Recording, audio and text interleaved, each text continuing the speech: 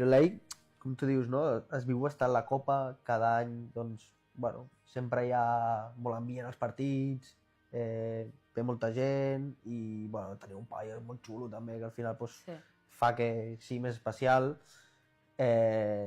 Com es viu la Copa dins del Virolai?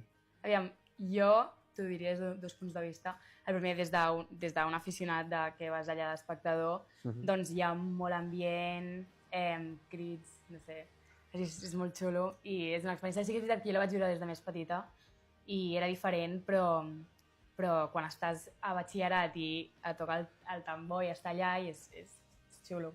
I com a jugadora, doncs, aviam, tens com una mica de... Sí, no vergonya, sinó com et sents pressionat de no fer-ho malament, tal, però no sé, és xulo i aportar un equip així com de l'escola és molt xulo.